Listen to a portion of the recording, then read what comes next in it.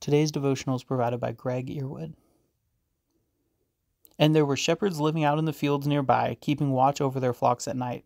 An angel of the Lord appeared to them, and the glory of the Lord shone around them, and they were terrified. But the angel said to them, "Do not be afraid. I bring you good news that will cause great joy for all people." Luke 2:8. For 2 summers during college, I worked the third shift, 11 p.m. to 7 a.m., in a factory of the plastics division of the General Tire and Rubber Company in my hometown of Columbus, Mississippi. It was hard manual labor.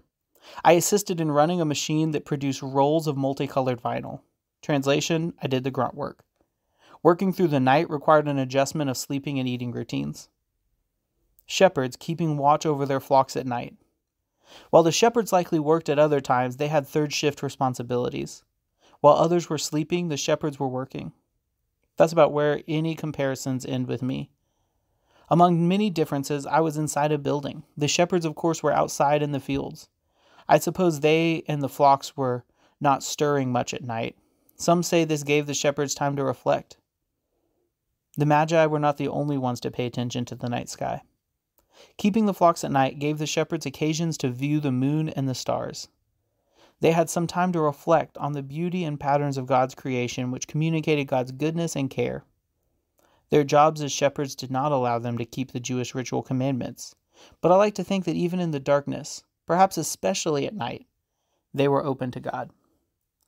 When their routine was interrupted by the presence of a messenger, angel means messenger, from God, the darkness was transformed by the brightness of God's glory.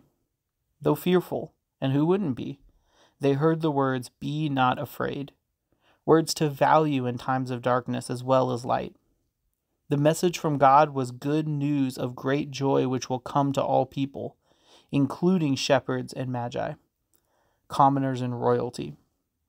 Clearly, the announcement is inclusive to people of every race, ethnicity, gender identity expression, sexual orientation, marital status, ability level, education level, socioeconomic status, and religious background. List borrowed from the Discernment Committee.